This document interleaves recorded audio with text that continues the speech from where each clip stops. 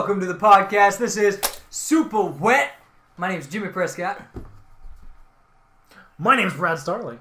My name's Corey Vernon. And, hopefully you watched the last episode. The audio on the last one was real bad. Hopefully we'll be able to get through an entire session this time without switching to 3 different mics. We're just playing the snowball this time. Just an update on that. Last time I was using the Black Yeti Pro. No, not Pro. It was the Yeti Blackout Edition from Blue Microphone. Don't get it. I know that we've had plenty of good reviews seen online, and they tricked me too. But I've had 2 of these things break so far. The first one never even worked. The second one gave out in the middle of our podcast about 45 minutes in. I have no idea what caused it. It was literally just sitting right there. And I put in a customer review thing, because it has a 2-year product warranty. And they're like, well, respond within 24 to 48 hours.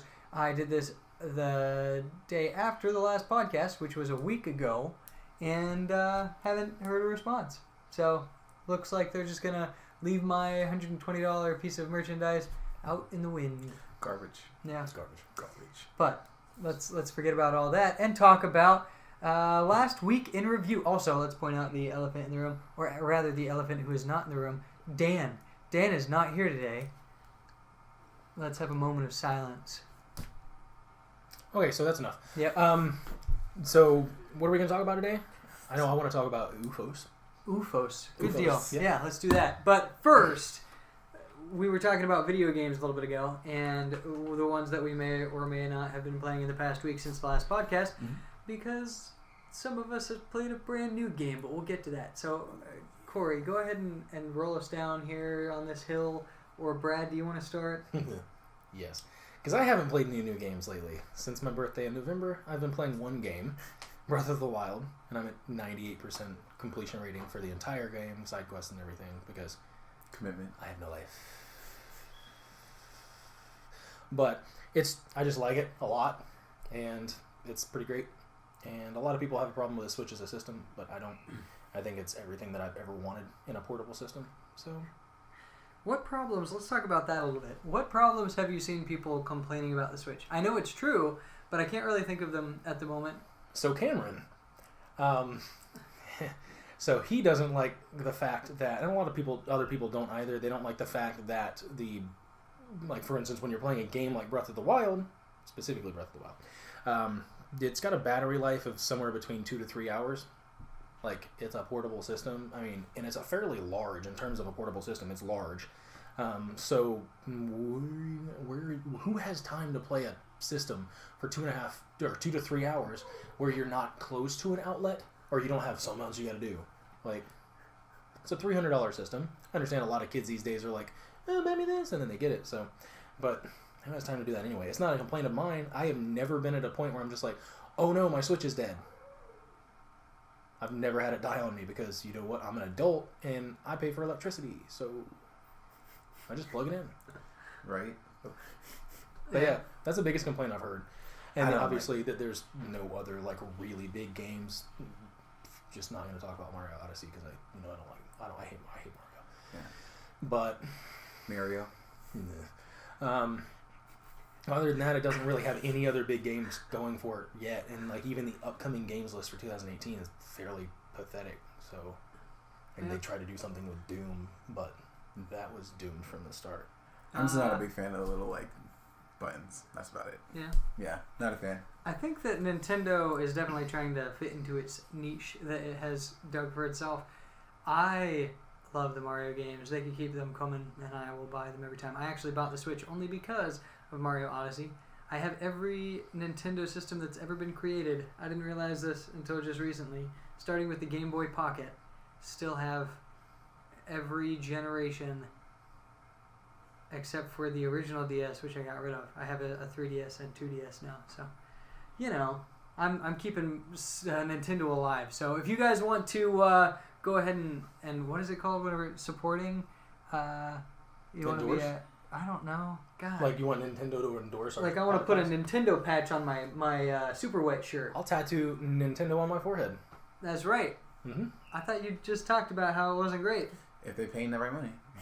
Yeah. No, I love Nintendo. I just don't like Mario. Because Nintendo has given us a lot of great things. The entire Zelda franchise. Yeah. The entire Pokemon franchise. I mean, it's a great Game Freak, but That's true. Yeah. Like, And then the Pokemon Company as yeah, an independent. you can't argue with Nintendo. Like, gaming would not be what it is today. Yeah. RPGs would not be what they are today if it weren't for Nintendo. For sure, Nintendo I would definitely say is like my favorite. As far as like what it offers as personality and uniqueness, I would pretty much categorize up to this point PlayStation and Xbox, obviously the two other big consoles, as the competitors the competitors against each other. And Nintendo I felt like kept up for a little while. I'm speaking of all right now. And then like the GameCube came out and it's kind of been a downhill like fall since then. And you thought, like, what could be worse than the GameCube? And then The Wii Sega came out. Dreamcast, and you're like, oh Ooh. my god. But then they started kind of falling into their little niche thing where they're like, let's just do things that are unique and stick to our party games and stuff. You know, Wii U, absolutely excellent party console. I know a lot of people didn't like it just because it didn't give enough support to its two-screen options. And I've seen demos of that, and I've, like things like Pokken Tournament, where it gives you a different perspective from the handheld device.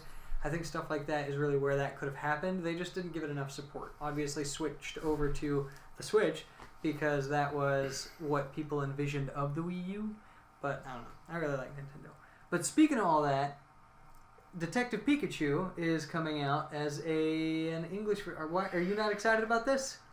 I thought it looked freaking awesome. Did you watch the trailer? It's like a Danny DeVito sounded Pikachu. Ooh, Danny DeVito. Have you seen it? Danny DeVito. No. I would love to watch it, It's though. pretty great. Like a post-reaction video to it. Because I have not seen it. Ryan Reynolds is starting to get a little bit burnt out. And I'm Well, that's not a super- movie. I understand. It's just that has just kind of turned me off to the This whole is a idea. game. I understand.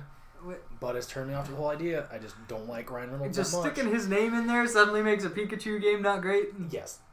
Alright, well, this is apparently something that came out in Japan a while back, and it was pretty well confirmed that, like, hey, this is never going to come to the United States. But if you're fluent enough in Japanese, you should definitely experience the game in its native form because it wasn't going to get a translation. And then out of the blue, I see this tweet come out that's like, Detective Pikachu is getting an American copy with English translation. And I was just like, what? So I am super hyped. I don't even know when it's coming out, but hopefully pretty Question. soon. This Detective Pikachu, is it anything like Pokemon Snapshot?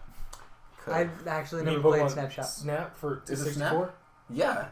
That's the That name of was the so game. good. My bad, I don't y'all. think so. So Oh my that God. this is specifically game. like Pikachu speaks Okay. like Danny DeVito, and he drinks coffee and all that kind of stuff. He's like a detective, and your character, I'm assuming your character is the sidekick, and in the trailer, it's like a normal trainer-looking guy, like the character that you'd play in the Pokemon games. So I would assume that at the beginning of the game, you get to choose your gender, and it would replace that character in the cutscenes and all that as well.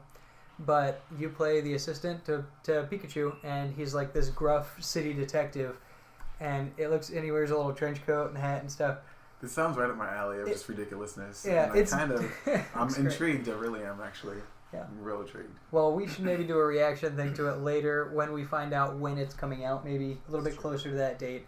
I think that would be fantastic. Definitely going to be a pre-order for me. Yeah. That's going to be a great game. I don't know if it's going to have a Switch release or if it's just going to stick to the DS platform, but I'm definitely looking forward to it. Yeah. I'll watch you guys play it, and I'll be like, I'll make my decision. And you're like, eh. Well, how about you talk about some recent gaming experience that we've had? Oh, man. Okay, so my life has been changed. It was changed last year when I went to E3, and it was equally changed. What was it? Wednesday? That we played? Last week? No. No, because I got it over the weekend. You Would've did. been It was Saturday. Saturday, Yes. super late. Yes. So Dragon Ball FighterZ, y'all. That's right. Yes. Cue the air horn. Yeah. That's my game, y'all. That's my game. That's my game. That was my game of show at E3, and it's probably my game of the year so far until I play anything better. Yeah. You know, here about 30 days into the year, game of the year. Game of the year. I'm calling it now. That's right. That's So- the wrong face. But I didn't know you were so hyped for this. look, man, I've been a Dragon Ball Z fan. I've had every Dragon Ball Z fighting game except for Xenoverse because just didn't catch my fancy and just didn't like the concept of it. But I've had Budokai Tenkaichi. Oh man, what else did they have? All the series. I loved them.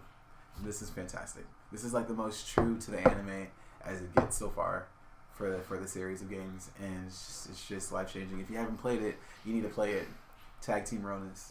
What do you think about the game? Dude, I got into the game only because I saw so many reviews of it coming out through the beta and stuff of like it's going to be a unique take on fighting experience, which like the 2D fighting thing. I really like the whole side scroll thing. I've been playing a lot of Injustice 2, and that's kind of gotten me hooked onto the style. So I was like, hey, this thing's coming out, has really good reviews, and it's supposed to bring a unique spin on a franchise that I was never really interested in. I never really liked the whole Dragon Ball thing. This game has made me a believer. I am now a big fan of Trunks. Didn't even know who he was before. I started watching the Dragon Ball series, and with a perspective of my view of anime up to this point, whenever I was younger, I used to watch like the 2003 version of the Teenage Mutant Ninja Turtles and grew up on Justice League and Justice League Unlimited. Like, hooked to American comic styles. Yeah. Whenever I would see like... Good choices, though. Yeah, like, see like Yu-Gi-Oh! Or Naruto or... Naruto. Or Dragon Ball Z at the time was what was out on TV. I was like, these are so long and drawn out. There's so much exposition in the middle of a fight through thought. And I hated the format. Well, since then, marrying my wife, who is like a weebie, super interested in anime and stuff, I have gotten gradually introduced to it through stuff like Death Note, like more Americanized anime, and then moving into things like Fairy Tail, which is like the cliche anime where it's like, oh, it's impossible. Like every time literally anything happens, suddenly it's impossible again. Like why this person is known for overcoming boundaries? Why is it always impossible? So that's the kind of cliche that I've always hated about it, and it used to make me just writhe. Now I'm just like, I've gotten so used to it. Watching Dragon Ball has been a great experience for me. I've really loved the humor and stuff, and this game is the reason. But getting back to the game specifically, the combos and stuff are super simple, which gives a good introduction for new players. So stuff like Injustice, you're like, oh, I'm playing Catwoman specifically, so I need to focus on my claw attacks, and I know that square, square, triangle does a triple up claw attack that throws them in the air so that I can keep my bonus going. Stuff like that is a little bit too min-maxy for a lot of players getting into the franchise, or getting into that style of game, rather. Mm-hmm. This game is literally like, you want to do a light combo, hit square 6 times. You want to do a medium combo, hit triangle 6 times, and then you might be able to finish it off with a power-up move. But all of that is very simple in its presentation. But, of course, when you get players who are more adept at games like this and how to string combos or block right after a combo, get the timing perfect and all that kind of stuff, all of these simple mechanics come together for something great. Visually stunning as far as, like, it's perfectly matched. I think it's a great representation of the art style itself. It really is. Yeah, so it's a grade A game, I would say, and I've had a lot of fun playing it. Playing Injustice literally every day, converted into playing Dragon Ball Fighterz every day. It's a great game. Yeah, it's a phenomenal game. Yeah. Yeah. So, who's your favorite character to play as so far? I would definitely say Trunks. Trunks is pretty cool. I would say that Gotenks is my second favorite because of his range. Yeah. With he shoots really fast and stuff. His attacks are a little bit weaker, but he's quick because he's small. Mm-hmm. And then my heavy hitter character, Hit, is my favorite so far. Mm-hmm. I really like the way he looks. He has, specifically instead of shooting, he has the counter move, and I have not done a great job of figuring that part out, but I really like the way he looks. I would like to figure out Android 16 for that same role, as far as the heavy hitter thing. Yes. Another thing I love about it is Tekken Tag, I always thought was like one of the coolest things, where you swap and you choose characters. I know they've used that same mechanics and stuff like Capcom versus Marvel and all that, but I've never really played those games specifically. This game has a switching mechanic. It's 3v3, where you choose 3 and that's your lineup. I love that because you can fill in the holes of what characters you've chosen. So like a light, you don't have the Super Smash Bros. Scenario where it's like, oh, you're playing a light character like, Fox or something, so I'm just going to play a heavy like Bowser and you won't be able to take me off the field. You're like, okay, you do that, well, I have a switch, and I'm going to swap in for my heavy guy to face you. Yeah. I love that, and yes. I think it adds a lot more strategy to a game of counter picks. Whenever you can counter pick during the game, that's fantastic. From your experience so far, what have you... So far, so I have an affinity towards Vegeta, so... Yes. Like... He's so short and angry. Yes, short and angry and well developed. So, he's my favorite character so far, play-wise. I like Piccolo. I gotta get better with his character. I also really like Krillin. I liked his character a lot. He has a lot of variation to his combos, and he's more of like a methodical player, so you can kind of string things together. Some of his moves, you can kind of lift people up. You can the Shuckle Disc is really powerful. I like that a lot. Who else? I don't know. That's gonna be my set of 3. I haven't. That game. I haven't played this game. I know nothing about it. Is Majin Buu in it? Majin Buu is in it. I think there's 2. I love There's Kid turning. Buu too. Yeah. I don't care about any of the other Buu forms. I love Majin Buu. He's just like, turn you into chocolate. That's the greatest thing. I was just like, Is he a good guy or a bad guy? Depends. Both? Okay. He starts out as a spoilers. Hold on, wait, don't do it because honestly, maybe I shouldn't even have asked. Whenever I was younger, seeing Dragon Ball Z, I remember him being a big threat, and everybody was always like Majin Buu, and then in this game, it's presenting it like he's a good guy, and I was just like, I don't know, but if it changes around, I'll watch it. I'll see the story. Yeah, I just didn't know if you had like a straightforward character development, but yeah, you gotta watch through Dragon Ball Z. It's just like you do, man. Yeah, the Cell saga is phenomenal. And then the Majin Buu saga is just hilarious. The whole Majin saga in general, I'm just like... So you say sagas, is it built around the character they're fighting against at the time? Oh, yeah. Yeah, so they'll have a big bad, overarching character, and they'll have small people that they'll work up to, like any other show, and you get up to like the main bad, and then they beat the, maybe, I don't know. Maybe they do, maybe they don't. Maybe they don't, I don't know. Yeah. What I always noticed is like you'd have like the big bad, like you'd have like the Cell saga, and then you'd got smaller villains, which is like, oh, we beat them in 2 episodes. And then you'd have another big bad. It's just like it was just like the kind of like the filler episodes in shows like Naruto, which was all filler. Yeah. It's terrible. But you have like big bad, kind of like filler episodes. To just kind of keep you interested and to just build up into the next one. And then all of a sudden, big bad, and you're just like, oh, they're bad. So, yeah, I love the show. Yeah, the show is amazing. When Can't wait for you to get into it. Backstory.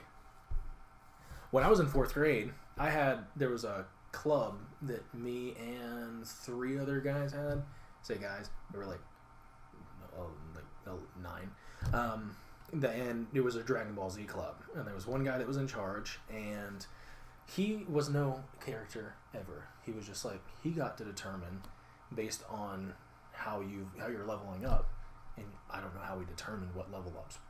Like wow, that was like measured, but you it's get just badges? like all of a sudden no, there was like nothing. There was nothing. I think we were like wrote it down on paper or something. It's just like you learned a new move, so now you get to be Vegeta. You were Gohan before, but now you're Vegeta. And I'm just I don't know how it happened, but it was the coolest thing ever. My character just changed. I'm Vegeta! Yeah, it was the coolest thing. But Yeah, it's pretty dope. One last point on this game for people who may be interested in buying it. If you got the Day 1 edition, which was literally like a physical copy with a slightly different cover that says Day 1 edition on it, you have... Metal Gear Solid 5. Huh? Like Metal Gear Solid 5? Yeah, so... Day 1 edition. It's the same amount of money. It isn't even... Basically, the premise was you pre-order the game, you get Day 1 edition. Stuff like Walmart, you don't have to pre-order it. It's literally on the shelf. If they have a Day 1 edition, you get it. And it could be like 2 weeks late. Last time I went, it was like 3 days in, and they had 3 copies left in the case. Even though everywhere else it has been selling out. I went to GameStop 2 days later, and they actually had to pull out a copy from... they thought they didn't have any left because it had sold out. They only had the pre-ordered versions left that people hadn't picked up. There was one that somebody called in and asked for them to reserve off the shelf. And it was not a Day 1 edition. So I got the non-Day 1 edition the second day. I could have just gone to Walmart and gotten Day 1. Looking into the differences afterwards. So you've got SS, GSS, Vegeta, and Goku. The ones with the blue hair. It's like Super Saiyan. I don't know what the actual term is, but what do? They turn like Azor, Vegeta, and... I don't know. They turn super crazy. Either way. What's happening? Well, that's the ones with the blue hair instead of the yellow hair. Oh yeah, that's Super Saiyan God, and then Super Saiyan Blue, and then I guess Okay, so if you get the Day 1 edition, it automatically comes with those 2 unlocked, and then you can unlock Android 21 by going through the whole story mode, which apparently takes between 5 to 20 hours based on how diverse you go. Story mode's absolutely great too. I like the way, because it has different story arcs based on where you go and all that kind of stuff. You choose it's like a tabletop game, and you choose where to fight and how you use your moves. It's pretty neat. And then you unlock characters and they level up, and it's neat. But the only way that you can unlock the characters, the Vegeta and Goku, in the not Day 1 edition, you have to either earn 300,000 points, coins, which you don't have to, you can spend, it's just you've earned them over your time playing to unlock Vegeta, and then 500,000 to unlock Goku. It's like Zenny or something, coins. And then the other way to unlock it is to go through arcade mode, in hard mode, and get an A in one version to get Vegeta, and then an A in a different version of hard mode to get Goku. And it's incredibly difficult, apparently. Like, I got an A in the normal version the first time I tried playing through it without much practice in the game. But, of course, hard mode, like, I was hanging on by the tips of my fingers, getting C's in the last, 3 events. But I got, an S, 2 A's, and then C's. But I managed to pass it with an A in normal. Would not Isn't be able that to the do worst? it. Like, that ramp up in difficulty sometimes, I'll just Yeah. be like, oh, I can do this. Why not? You're killing all 3 with your first character, Yeah. and then you switch in 2 times, and your other guys are dead before you finally finish all of them. Right. You're just why did I do this to myself? I should have picked better characters. Honestly, I like it better. I would prefer to not have a day 1 edition because I love the idea of unlocking characters for play later. Like Brainiac and Injustice 2, I just felt so great whenever it was there. If I just open the game and it's like, oh, I got blue-haired Vegeta, I might play him a few times. Once I unlock blue-haired Vegeta, he's going to be on my team every time for probably an extended while because I'm going to try so hard to get it. I don't really care about Goku, but I like Vegeta as a character, so... Relatable. Yeah. Sorry, Goku fans, I apologize. I don't know. It's just, I don't like the super so good that he can ride a cloud of purity thing. I don't know, I like the dynamic, kind of evil, kind of good guys. So, right. Anyway. Any more story video game things? We're actually trying to base this off a timer because our last video was 2 hours when it was planning on being an hour. Yeah. And it looks like we have about 1 minute and 2 seconds. Anyone want to explore some video game info? Oh, man. Just real quick, I really want to count down for 57. No, I'm just kidding. Go ahead. I was going to say. Because I don't really know. I don't know, what games are coming out this year. Does anyone know? That's worth, my attention. Because a lot of games that I really want to come out, I'm pretty sure aren't coming out this year. They love to push stuff. So I'm not going to get my hopes up until I know for certain it's gone gold and they're, about to put the disc out. So I'm very excited about Sea of Thieves, which is coming out for Xbox and PC. I don't know about PlayStation, but I'm going to pick it up on the PC. I've been looking for an online pirate game for a real long time. The closest other thing was Pirates of the Caribbean Online, which of course was a mess and got, I'm pretty sure it's been taken down a long while now. Mm-hmm. I'm going to go ahead and stop this. Wow. But the other game I'm looking forward to just because I've been on this fighting kick, and the original for me was Soul Calibur on the Sega Genesis. Mm-hmm. Soul Calibur 6 is coming out this year. Last one we had was for the PlayStation 3. It's been quite a while.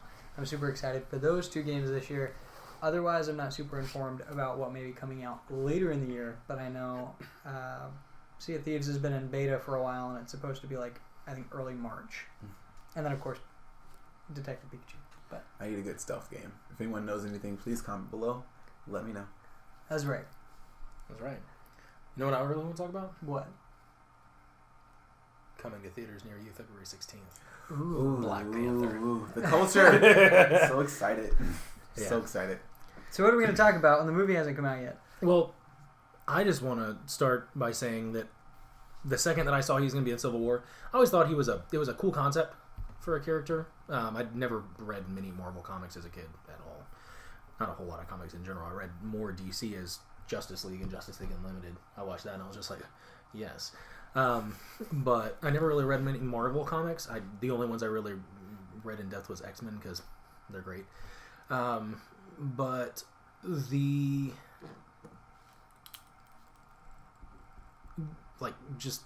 second I saw he's gonna be in Civil War, I thought I love the suit.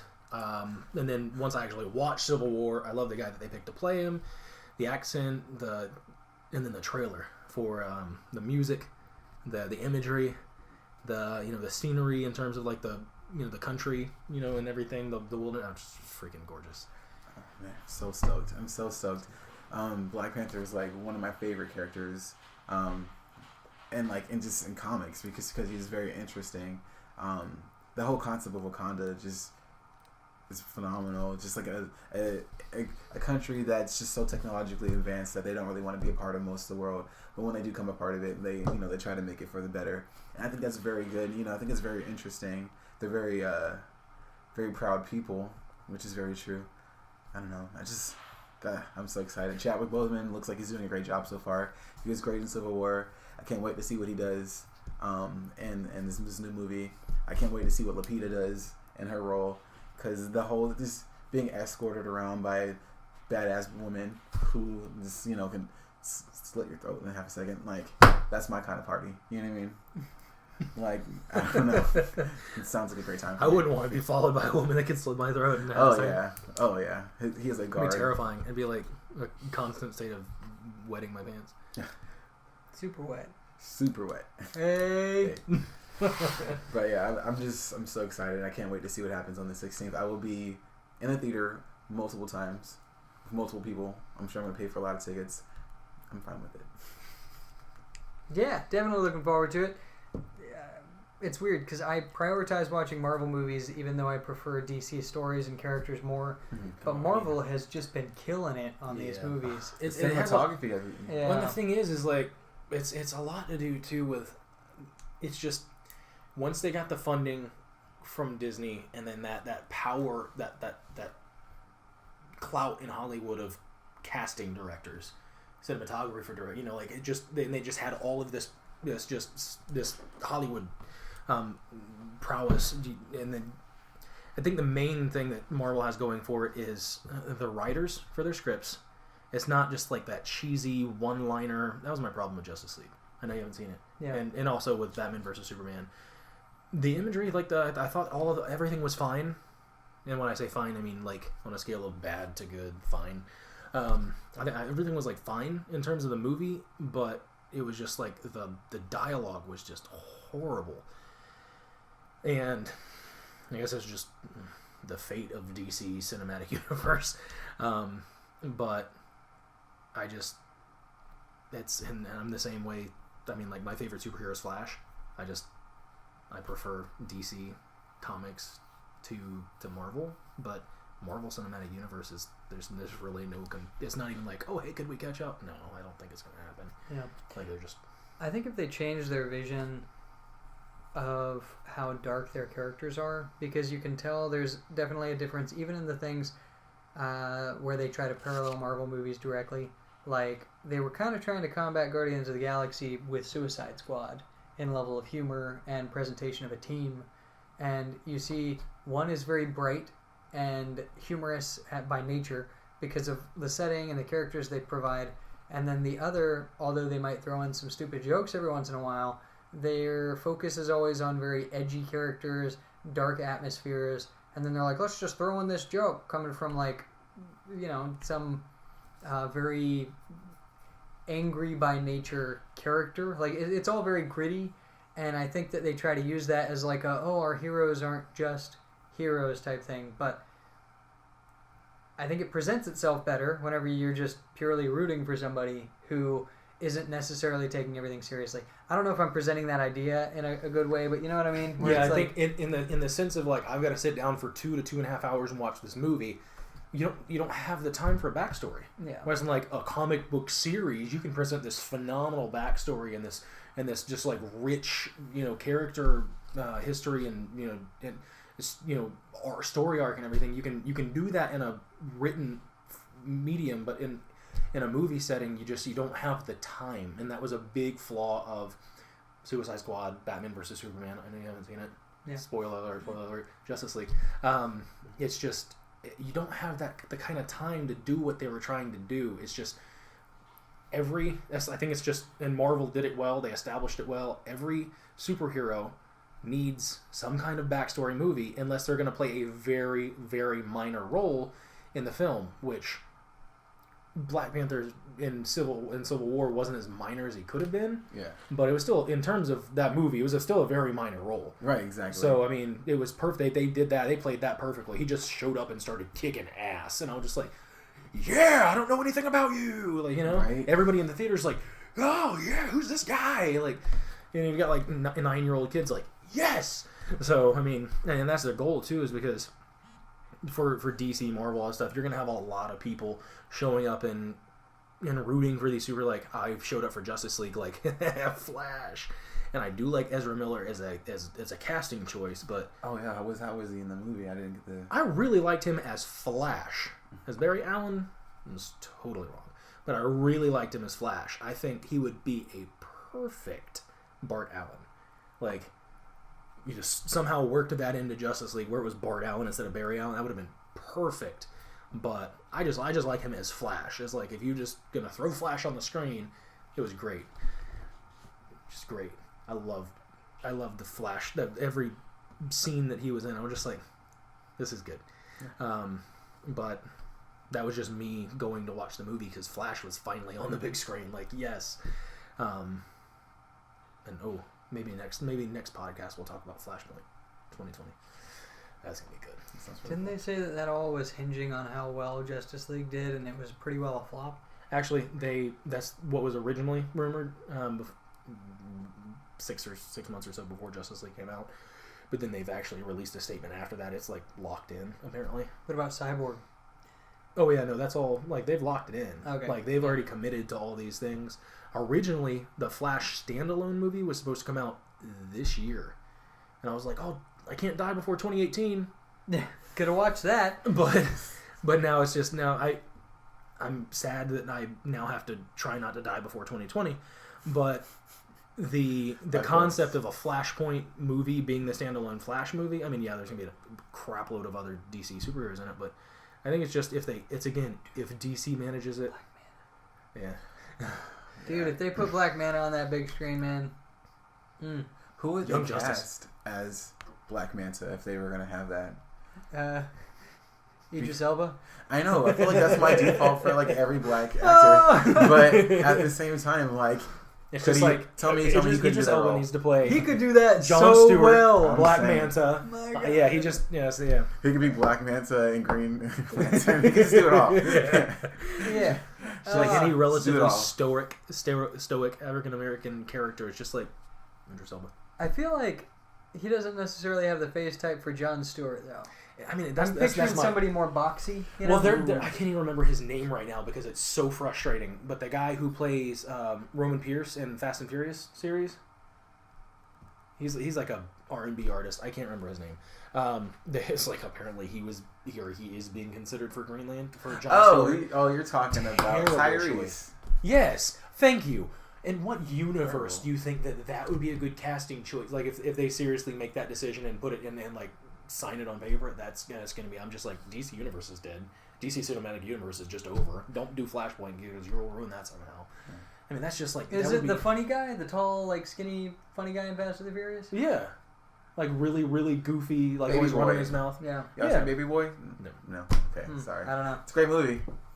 Check it out. Totally watch it. But it's just Jon Stewart from the Justice League and Justice League Unlimited. That's the only Green Lantern as far as I'm concerned. It's just same.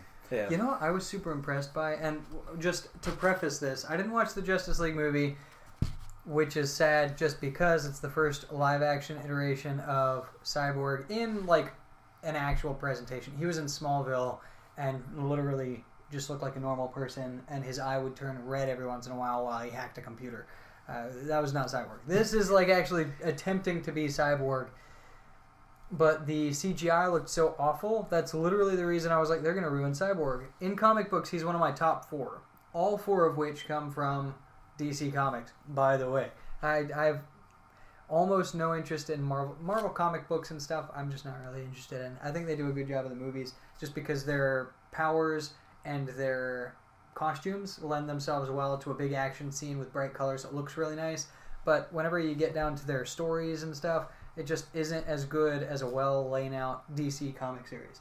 And because of that, I think DC does better in TV shows and in comic books because you have more time to present a story, where in a movie it's better to present a fight. And who wants to watch a pissed off Ben Affleck for 2 hours? Like, that's basically what they're able to present, where it's like you've got funny sequences with, Robert Downey Jr. and Chris Pratt and stuff, compared to this guy who's literally just going to make pissed faces at the camera and try to say stuff that's like super BA, like, do gods bleed, Martha? Like, it's just like, this is the dialogue is just awful. I mean, it's Batman. I don't know. Yes. Now, I definitely say, like, you can't really go wrong with Batman, but I would say that that's the issue that they're facing is it gets stale whenever it's the presentation of the same, like, I'm angry, just all the time. And that, I mean, it's just Batman's overplayed. It doesn't add a lot of variety, like a lot of taste. Never. Yeah. Well, in either case, though, I really like Batman too, I gotta say. Yeah. But Cyborg was in this movie, and I really wanted to watch it because it's like, hey, it's Cyborg. Yeah. I'm really excited they're coming out with a movie later on, but I was upset that their CGI looks so awful in an era where, like, 10 years ago, they were making Iron Man look real, and they come out with this guy, and it's like, do you really have to make it look that awful? Like, is your budget that low compared to this other suit that came out 10 years ago, and they managed to make it look very nice? This dude literally looks like he just came out of, like, CGI in a video game cutscene compared to these other people who are actually, like, you know, flesh and blood. It looks horrific.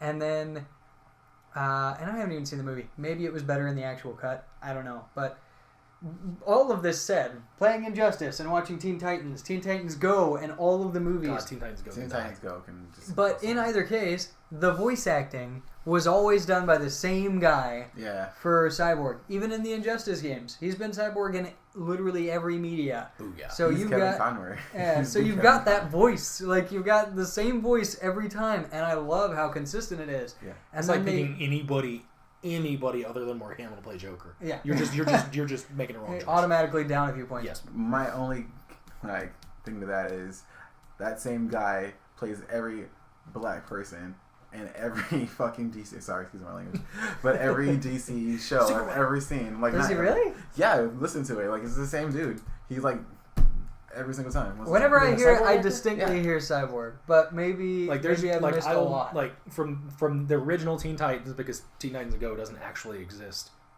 But like the original Teen Titans, there is never any other Cyborg other than that actor saying "Booyah" in that way. There's like, if I hear that, it doesn't matter where I am, what I'm doing. If I'm asleep, I'm be like, oh, Cyborg. I mean, it's recognizable. So I mean, it's just like it is a significant shift. Now, to play off of that without trying to reveal too much, because I've tried to like calm and belay his fears, but he's like, no, don't tell me anything. I'm like, then stop complaining. But if you want to plug your ears, you can. No. But is there a chance that it's going to come out on Redbox soon? I haven't seen anywhere where I can see it. When the heck is it going to come out? Yeah, because it is like, I didn't want to see it in theaters. Yeah, I mean, honestly, it'll probably be like March or April. You're looking, it came out in November. It's been so long. I thought it was out. It just came out in November. Isn't it? It was in theaters in November. I haven't seen it. Middle of November. Yeah. Look it up. I thought that movie All right. came out. Well, Brad, don't ruin it yet. We don't not- have to use it as a podcast topic. I'm not gonna ruin it. I'm just saying. We'll talk about it later when we know the Cyborg movie is coming out. I had some things up about Trump's approval rating. Real low. Shock and awe. Shock and awe. Sorry. It's like shocking. Aw.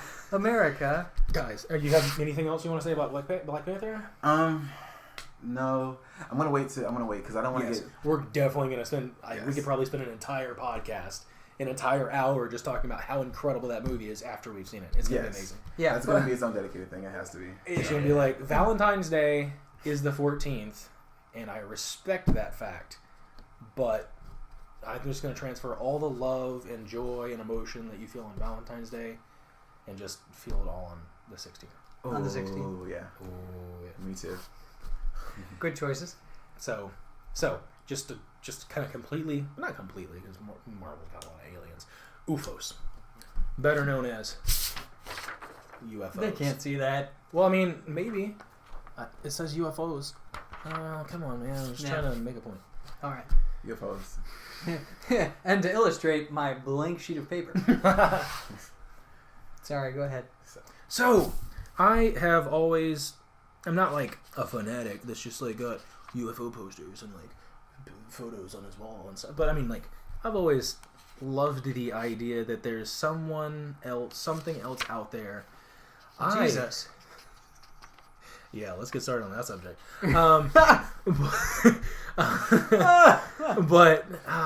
Like, and obviously there's no science to back it, but I just like, it's a cool theory that I have. No science to back aliens? No, to back the fact that humans were seeded, and it was I humans didn't know where you were being going seeded. with this. And I mean, it's just like, there's actually probably science to refute it, but I just think it's a fun humans theory. are definitely seated. Come on, Jimmy. Yeah. What do you mean? Whoa. That's a little too wet for the SuperWet. What are you talking about? No, anyway, so... I'm talking like literal sense, like, you know, your mama and your dad. Jim, come on. I'm sorry. A little too far. But no, I'm saying the dinosaurs were killed by an asteroid hitting Earth, right? Who's to say that the asteroid weren't... Who's to say humans didn't exist somewhere in the universe before the humans on this Earth? Who's to say that we weren't a chance to start new, but they took the purest form of human DNA that they could, and they were just like... and just launched it off at another planet. And we're like... Those dinosaurs got to go, though, so we need to make sure that rock is moving pretty fast. So, I think it's just a cool... It's like, if I could write a book about something that makes no sense, it would be that. Just because it's fun. I think that's fun. Yeah. I love UFOs. Yes. I think it's so interesting. I don't know how I feel about it. I'm not closed-minded, so I would never close my mind to something, of course, because... You can never really know anything. I mean, except for, like, water's wet. But what? Water's wet. SuperWet. But it's just extremely exciting. It's a couple months back, the Pentagon released information about, UFOs and actually existing and things like that. And I've been balls to the wall, just kind of looking into it lately, and I think it's pretty interesting. What are you laughing about? This is serious. What is wrong with you? He's dead. I was taking a drink, so obviously it was funnier. I don't know. I just had this random thought where another government should create a building that's square and then just be like, the square release data. The dodecahedron. Okay, I got it. I'm just thinking... The rectangle recently released information about UFOs. Like, what are we, the Borg? The sphere released some more information. But yeah, it was very interesting. You can look it up online. It's you can look at the video footage, and it's pretty interesting. I'm really, really intrigued to see what happens in the next couple of years, what information gets released, what information they decide to share, because the government only shares what you need to know. I was probed. I bet. Not like that though.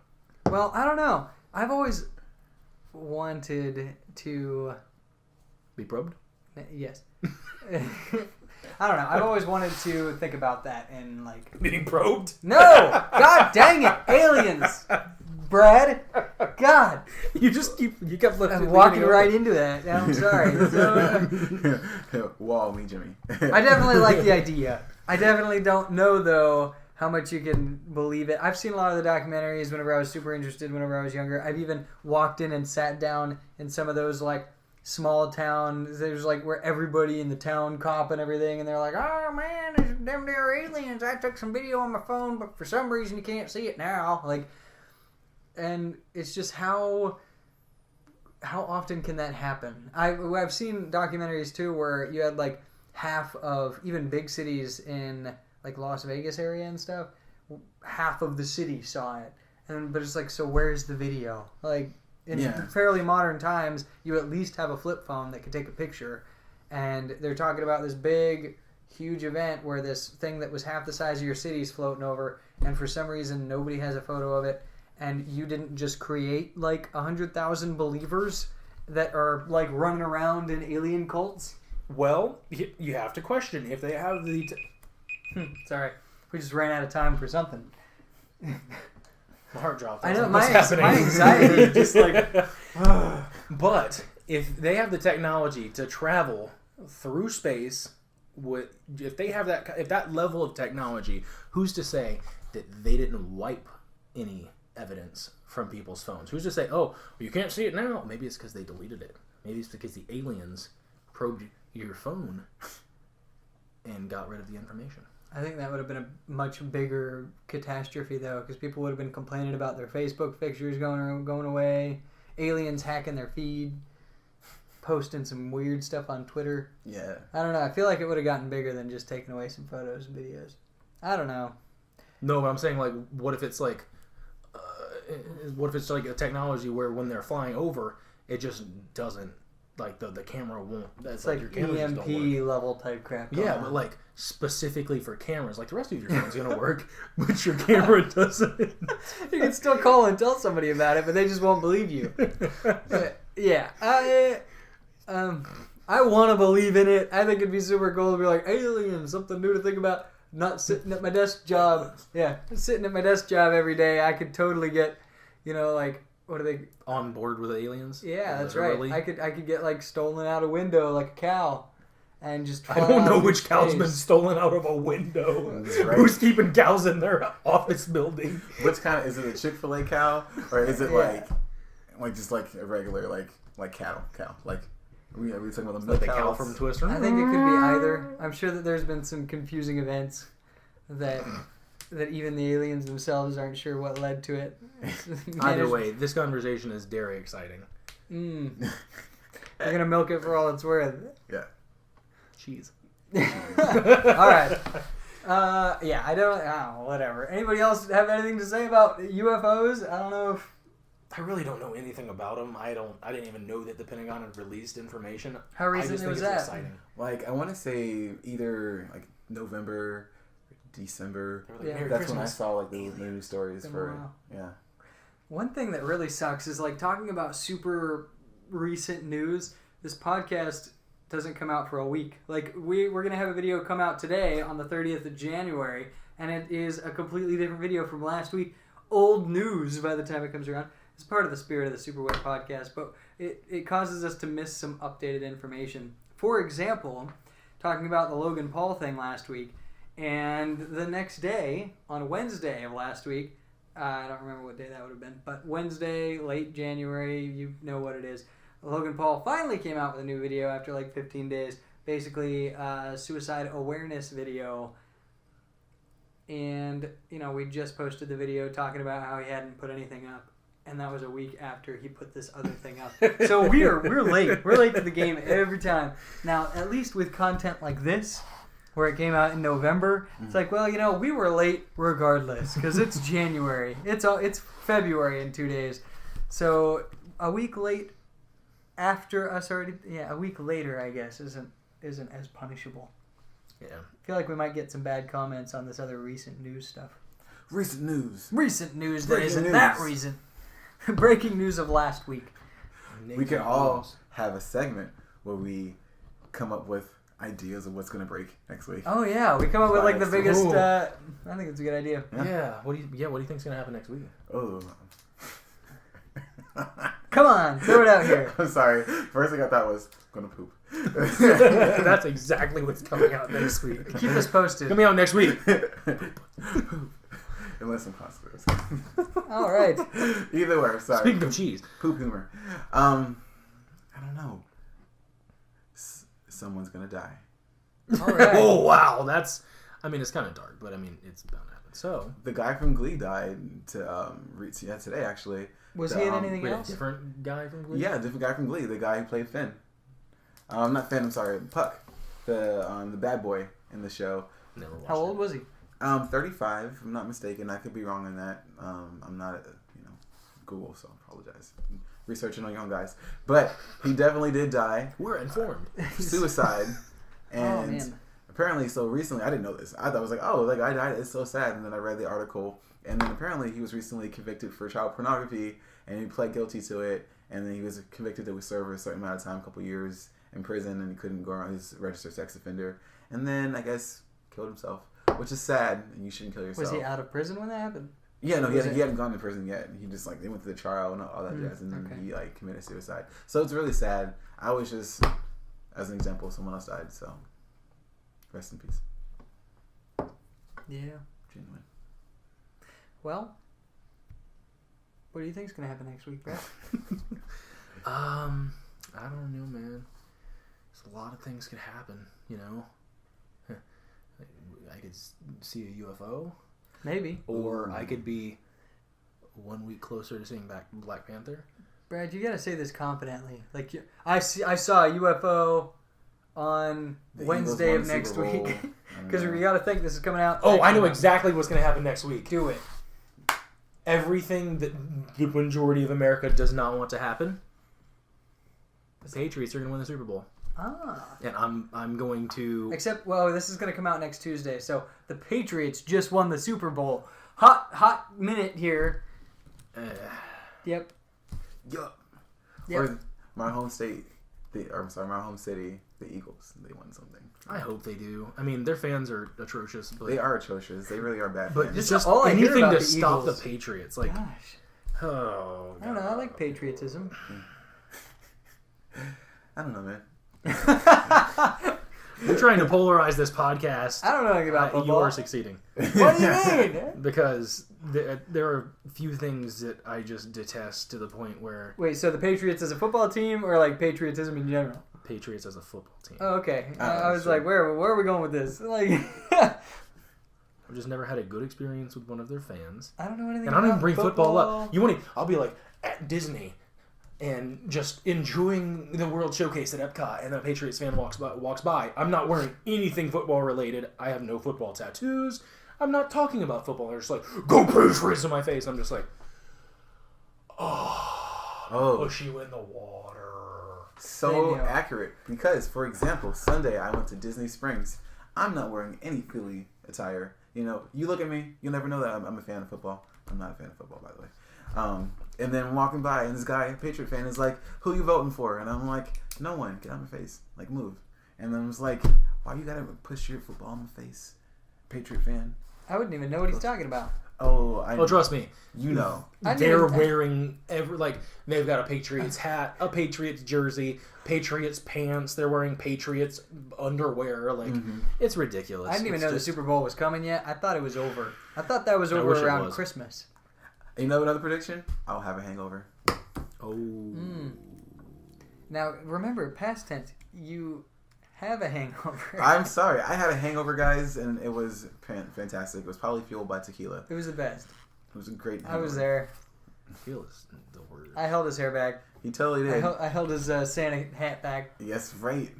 Super festive. By the way, I can like teleport from like the past. But only from holidays. Only from holidays. Yeah. So when's the next This is holiday? Christmas, Corey. Yes, this is Christmas, Corey. Next I week's dress in Easter, all black Corey. and I wear a hat. How is next week going to be Easter, Corey? That's the future, unless you're coming from last Easter. He could come from last Easter. I It mean, could happen. Or he could really give us a good idea of what's going to happen if he comes from Easter this year. The next one's gonna be New Year's Eve, Corey. I'm gonna have like 2018 glasses. Yeah. Can't or wait for just Halloween. sunglasses and like a glass of coffee, or like a cup of coffee. Why does nobody say a glass of coffee? Because it sounds weird. No, I understand that. That's a mug. Maybe But the mug of is coffee. typically made of glass. It's more ceramic. Not always. I have a ceramic of coffee. That makes more sense, but it sounds so much worse. You got a cup of coffee. Like A mug of coffee. A thermos of coffee. Yeah. I have a Yeti cup of coffee. Yeah. Let's get real specific here. Oh yeah. See, he's Yeti, and then I'm Ozark Trail. I actually have Ozark Trail myself. I'm not paying $50 for something that does the same thing, and that is typically smaller in terms of overall like holding capacity for liquids than something that's $8.96 at Walmart. I got my Ozark Trail 40-ounce cup, which holds ice for 24 hours, for an $8.96 at Walmart. Not a huge fan of Walmart. I don't shop there when I can avoid it, but I was just like, this is the only place I'm going to do it. Sometimes they got some really good deals in there. Can't lie. I unfortunately go to Walmart like on the daily because for some reason instead of picking up groceries in bulk, we pick up groceries per day. It's like, we're going to make chicken tonight. We better go pick up some chicken. The next day, I really want to... I know. The next day, it's like, let's go ahead and make some pasta. Let's go grab some pasta from Walmart. Yeah. You gotta buy off your cravings, man. It's just like one at a time. No, it's awful. I buy everything in bulk that I can, like Sam's Club membership all the way. Ooh. And then what they don't have, Amazon Prime. This is Good true. plan. I do like Amazon Prime. Like I just bought, just to let you know how Amazon Prime oriented I am. I was like, I cut my hand. You probably can't see it from here. There was a cut right there. That cut was caused 2 weeks ago. Did you order a tourniquet offline? Like No, I was legit. Like, I'm gonna die. I was like legit. We don't have Band-Aids. I need a Band-Aid. I ordered a huge pack of fabric Band-Aids off Amazon and got it 2 days later. I was like, yeah, I don't need these anymore. But why did you do that? I it was like $6 for 60 fabric Band-Aids, and I was just like, next time I cut, a part of my body, I'll have Band-Aids. Your blood just stopped flowing, knowing that they were on their way. Yeah. Coagulated. That's my useless superpower. I mean, it's not useless. That's actually a fairly useful superpower. But yeah, vitamin K. Just like, oh no, I cut myself, and no, I'm not bleeding. Yeah. It just goes. I hope it makes the sound. Yep. Yeah. All right. Well, talking about nothing that was similar to what I'm about to bring up. The State of the Union. Student just turned into the Union. Yeah, state just turned into student. The State of the Union address is tonight, Tuesday, January 30th at 9 o'clock. That's about half an hour away. Of Something course, else I won't be watching. Our great leader, Trump, will be giving... All hail Trump. We'll be talking about whatever he's done in the past year. It's a year, right? Sprechen Sie Trump. Is it about a year? Is it like a year and a half now? I feel like it's a little bit over a year. The State of the Union time, whenever that is for a president. And he was sworn into office January or February last year. Yeah. Well, in either case, of course we don't know what he's going to be talking about, but probably something salacious. Salacious. But this is bringing up a bigger overarching the ocean topic, water, which I did, big water, the ocean water, which I did not know was even a point of view, specifically about the State of the Union address, regardless of who's the president. Apparently there's a party of people who believes that we need to abolish the State of the Union address in general, because they say that as a president of the United States, it's kind of like self-serving and seems more like a policy of like a monarchy, where it's like come forward and be like, this is what I did because I'm great type situation. How do you guys feel about that? I don't even know if this is a great topic. It's political. I think it's some people. It's not as political. Bury their head in the sand. They don't want to know what's going on. So why not do your humble brag and talk about your accomplishments? People can just tune out of it if they don't want to. Oxymoron, humble brag. Yeah, humble brag. Yeah, people get real heated about this though, which I didn't really understand. I guess people get heated about everything, but they're just like, how dare this guy? The cold. True, but. Yeah, there are people who are just like, it's absolutely ridiculous, and use all these other stupid, adjectives. Is that what those are? Adjectives? Yeah, sure. Is it describing something? What is it called? Frick. What is it whenever you describe? It's a descriptor. Yeah, there you go. No, but there's another word for it. An adjective? Starts with an A. Is that an adjective? Adjective? Well, an adverb is like describing an action. An adjective is like, this is blue. This is deeply blue. Is adjective... Wait, is that an adverb? Like, no, a verb is an action. We're all obviously very intelligent. I was a creative writing minor. I don't remember what the parts of a sentence are. Notice the face. Either way, lots of descriptors were like, this is ridiculous and preposterous, and I actually read a sentence that probably had 20 negative descriptors of the State of the Union address, and I was just like, why do people care? Let him talk. I'm not going to watch it. I don't even have cable. You can probably watch it on YouTube now, but I won't. People need to pay attention to that thing I said last week. Vote with something that matters. So if it's your wallet, if it's your attention, if you don't care, say you don't care, you know what I mean, and then don't care. Just don't pay attention. It's that simple. You know what I mean? I don't get it. If you just don't support somebody, don't support them. Don't watch their stuff. Don't listen to their music. Don't feed into their... I can't think of the right word. I can't think of the right descriptor. I think it's a better word anyway. That's a great word. Whatever. Yeah. Licentious. That's a great word. Look them up. Also means the same thing as salacious. Vicissitudes. That's a pretty cool word too. Yeah. Vestiges. Vestibule.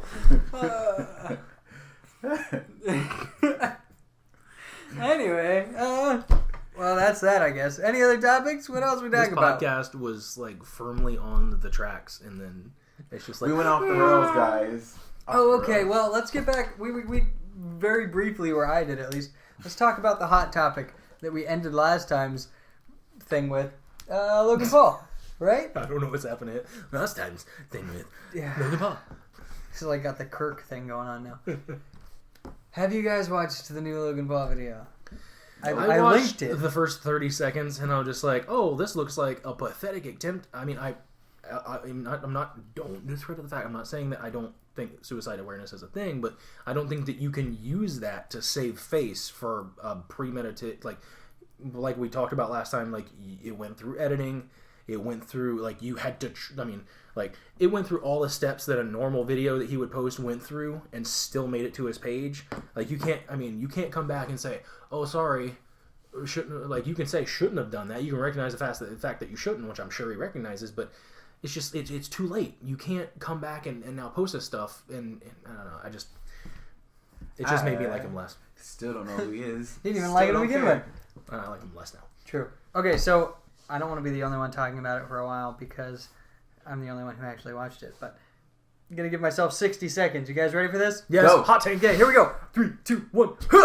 Okay, so I would say I watched the entire thing. Watching the very beginning, I was definitely like, I'm interested in this. I've been trying to see if he'd come out with another video for a while. And the day before, Jake Paul, his brother, came out with a tweet saying, my brother's going to make a comeback, and he's really learned from his mistakes. Now, watching this video, the whole presentation of it was bringing on interviewees who have tried to commit suicide or specialize in like the psychology of suicide and helping people, and he was interviewing them.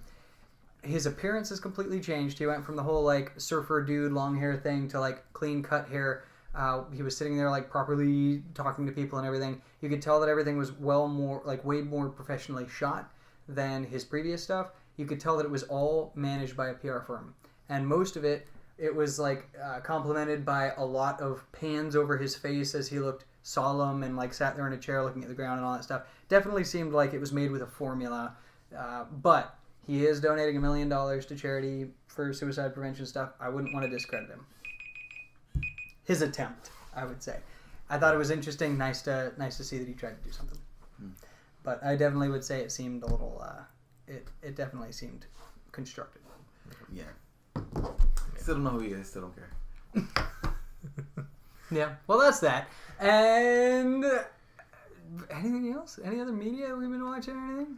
I don't know, man. I watched a movie, Heartthrob. We gotta watch some movies together. That way we could all talk about it. We really should. You know what Open movie we House should is watch a great together? Movie. If you haven't No, seen like- Open House, watch it on Netflix. That's Check why. it out. Open House, the best movie ever on Netflix. Best movie ever. Go get the reviews on IMDb, and we feel worse about it. We've been telling Brad that this is the best movie that we've ever seen for about a week and a half, hoping that he would Watch it. heed our advice. I'm busy doing. That's what I I'm figured. very busy. And just understand, I'm very busy playing Breath of the Wild. I've still got 2% left to go. I mean, like I've got 97%, 98% complete. That's just crazy. because I've always been like I've always jumped between video games or books and video games and tabletops. So I was just like to like fully vest myself in one video game and get to 100% and get that platinum trophy if it were PlayStation. I've never done that, so this is gonna be especially with such a big game. Yeah. I feel like you could get like smaller accomplishment based games and finish them fairly quickly. That is not a quick game. Like that is. I'm easily. I don't even know if there's a way that you can check how many hours you've played that game on the Switch, but I feel like Cameron professes in the whole like finishing all the accomplishments and achievements and stuff. I've never done that. I've never even gotten close. He's so close. Huh? I think didn't he give up? Did he Not stop that playing? game, but I mean like he finished Horizon Zero Dawn. I think he platinumed it. Did he? Oh man, With everyone's him. platinum this game except for me. And like something like that even, I feel like is a little less impressive than Breath of the Wild. It definitely feels like a much bigger game. Yeah. But, you know, I have both. Haven't played very far in either, but I definitely like what they have to offer. I don't like dedicating so much time to a single thing. I like match-based games. I think I've kind of developed that now, where it's just like, all right, this is definitely what I'm more interested in. Because you can pick it up and 5 minutes later you put it down and you still made some more success than you would running across the field in those 5 minutes. Like, But I mean, I don't know. It's just like I loved it in Ocarina of Time, even though it was a lot more straightforward. Like, this is what you can do it and you're done.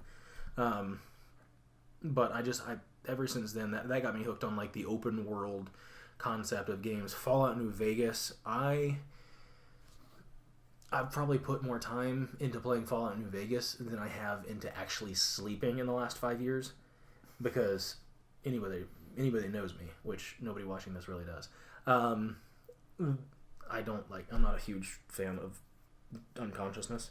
I think it's a terrible waste of time, and I'll probably have Alzheimer's when I get older, but it's gonna be worth it.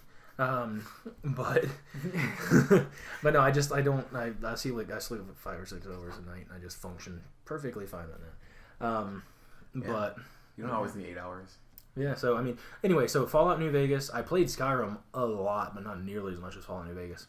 And I think I haven't played Skyrim in a while, but trying to think back to the map of Skyrim, I think without a doubt, overall Skyrim is bigger. I don't really question that. Just reflecting, the Skyrim's map is more expansive, but the mobility it's weird. You'd think if you're more mobile and you can get across the map faster, you'd feel like it's smaller. It's the strangest thing. It's because maybe Skyrim's map feels bigger because you can't move around freely. But I mean, she's gotta try to hop up the side of this mountain. You gotta try to scale this mountain. In Fallout Breath of the Wild, you just climb whatever you want, as long as it's not like one of the ancient. It's not like in a temple or the outside of the like the little dome shaped weird looking temple exterior. As long as it's not ancient, you can climb it. You're at the peak of a mountain, thousands of feet, above sea level, ground level, and then you just oh well, as long as I've got the stamina or food that I can magically eat in the middle of the air while holding on to this glider to restore my stamina, I can just glide all the way over to this other mountain that's slightly shorter. And it's just, the mobility is unparalleled in terms of open world RPG like that. And you can still fast travel too. So it's just I could glide / walk / ride horses all the way to the other corner of the map, but I'll just fast travel to a temple or a tower that I've already visited. Yeah. Horizon Zero Dawn, fast travel. Yeah. That was the thing that changed my life. When you can unlock that unlimited fast travel pack, let me tell you. You can traverse. It's a great game. Horizon Zero Dawn, I'm at 99%. I just gotta... You gotta push that 1%. Quick. I really do. I'm really lazy, though. I like to sleep. I'm the opposite of Brad. Hey, I'm getting a brand new mattress, and I might change my stand, because I've never had any kind of fancy mattress or anything. I've got, back problems and all kinds of stuff, but I laid on the mattress yesterday in the store, and I could feel my spine, literally could feel it straightening out on the bed, and I'm just this is the one. This is the one. Yeah, so. Yeah. Wait, we were talking about something. Hold on. Before the game. Oh, yeah. Netflix original. Open House, that's the name. Okay, Yeah, so it has the main actor the guy actor from 13 Reasons Why. Yeah. And that's right. I saw it. Yeah. Yeah, definitely, roped into this Netflix What genre original. would you say it is?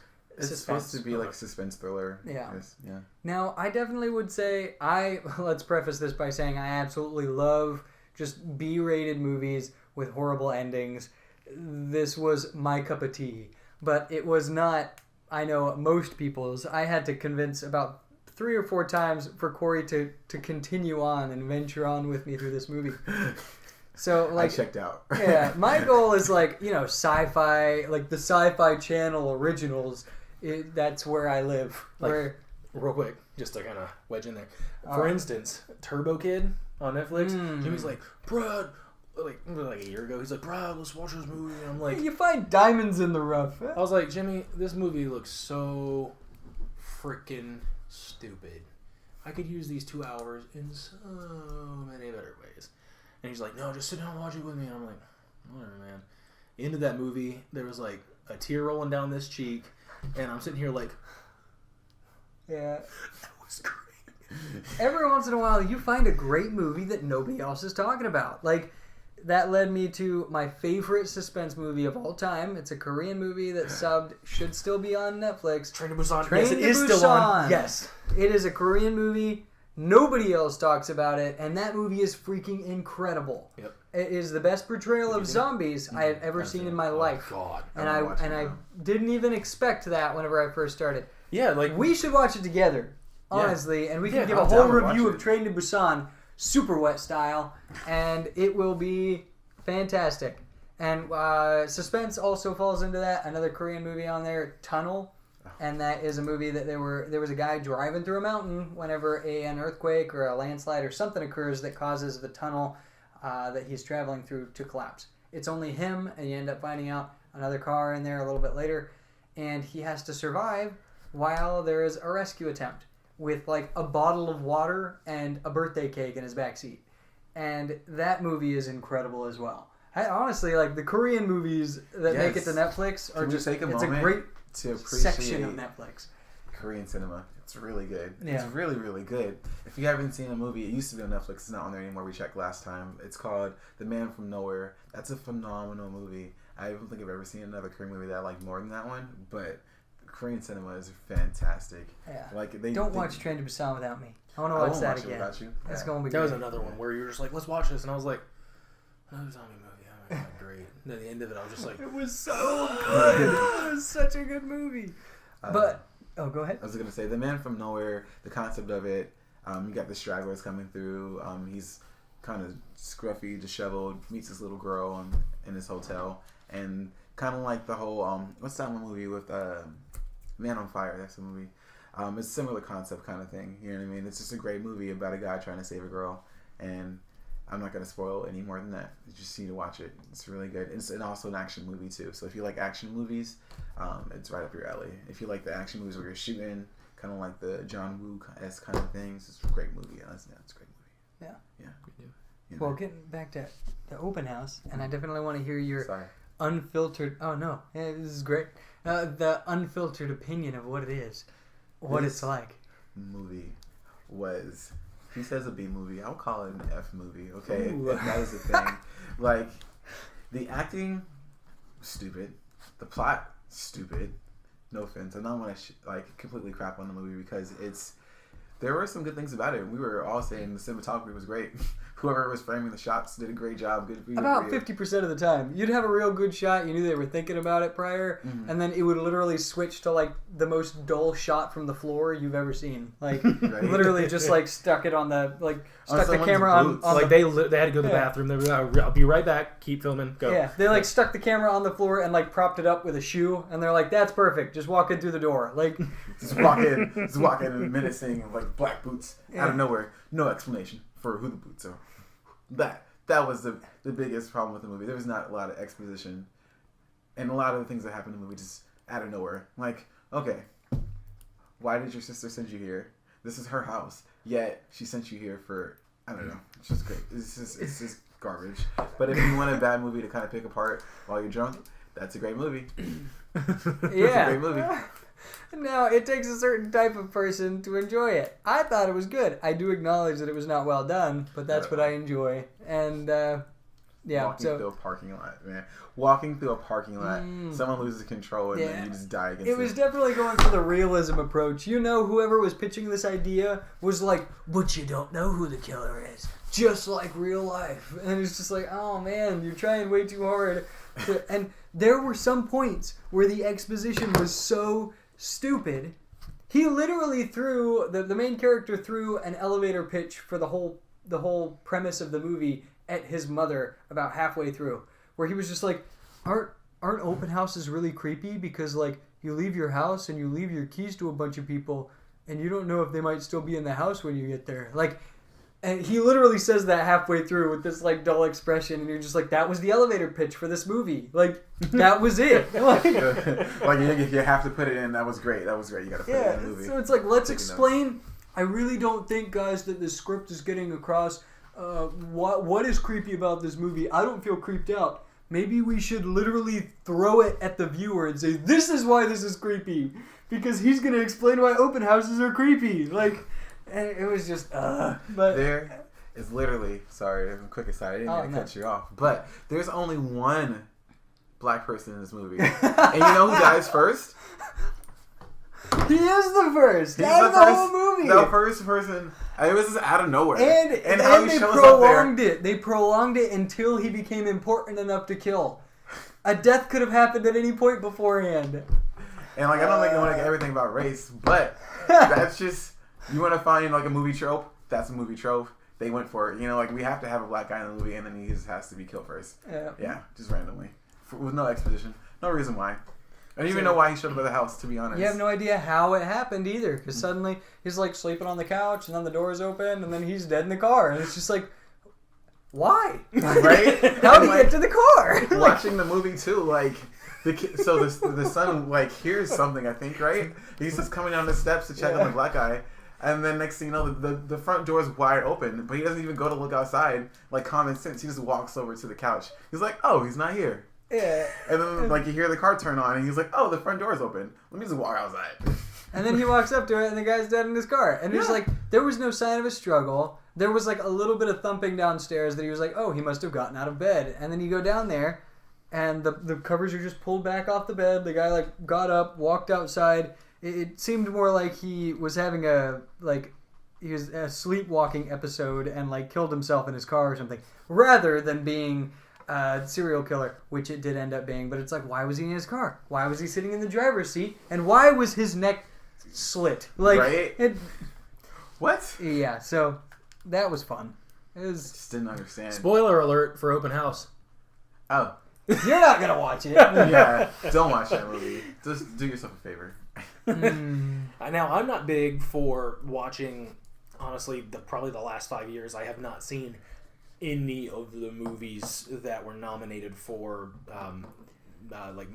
Oscars? Oscars. For, no best reason movie to, except for Get Out. Really, but and I didn't watch it because it was nominated. I just watched it because I was like, it was HBO Go, and I was like, oh, that's one of the featured new movies. All right, so we watched it, and it was just like, we were actually talking about this in the other podcast of I don't remember what it's called now. Game Bangers, that's it. On another channel. Link in the description. So there is they have the Oscars, and we were talking about that, and I didn't even really know what the Oscars are. It is what it's coming out. Yeah. Oscars, right? Where it's like the movies, and it's like Best Picture and Best Actress and Best Actor. Academy Awards, It is a big just jerk session for a bunch of actors who think too highly of themselves, in my opinion, because you only see a certain style of movie getting in there with a certain set of actors who already have these prestigious awards. And people were talking crap because Get Out managed to get up in the running. Get Out came out at the beginning of 2017.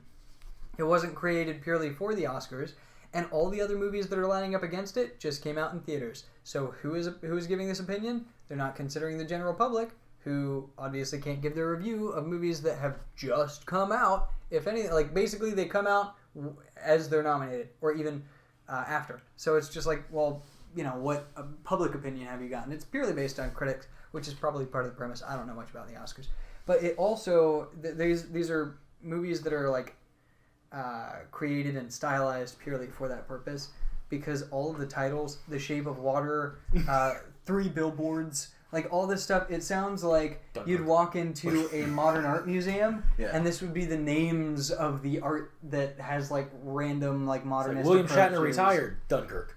Yeah. So you walk in, these are the names of the photos on the walls, and Dunkirk should win. I haven't seen it, but I hope it wins. I've heard it's good. I like war movies. Yeah, but Chris Nolan gets nominated every year. He puts out phenomenal, thought-provoking things, and he gets nominated and he gets passed over. And then the same thing happens with Hans Zimmer's scores. He'll put out a phenomenal score for, probably usually for a Chris Nolan movie, and then it'll get passed over for some other random movie that was okay, but just isn't.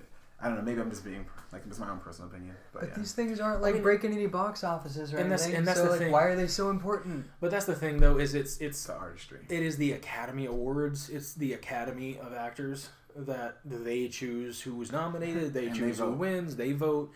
It's not based on the people. That's the reason you have People's Choice Awards. The People's Choice Awards. You have all these other awards. I mean, they have SAG Awards. They hold no merit whatsoever. When you're that guy's won 15 People's Choice Awards. That honestly, The Rock. They're but The Rock hasn't won any Oscars. But that's us sitting here and just being let's get a trophy for the nicest person in this room. Corey, I think you're gonna. Everybody vote? Yeah, Corey? Okay, here you go. And then I think we need a vote for the greatest beard. Brad, you vote greatest beard? Yeah, okay. Let's just all have good feelings for each other. within this small confined group, because that's all this is. Where it's just like, oh man, you made a great movie with that stupid name. Like, I don't know. It's just like, come on, like get out. Yeah. I appreciate it because you want to celebrate the quality stuff. Not everything needs like an award, and if you're acting for an award at the same time, like that's besides the point. You're supposed to be acting because it's a passion for yours, right? And you enjoy doing it. Like most people that I know that do act or do any kind of artistry, they do it because they like to do it, and it's not because they're doing it for an award. Hopefully, you know what I mean. And if people recognize your work and you get an award for it, awesome. But I mean, look at The Rock. Homeboy's been in a lot more movies, and a lot of people gets a lot more work, and I'm sure it's highly paid. And he's like one of the highest paid actors of like all time. It's ridiculous. Look at Will Smith. You know what I mean?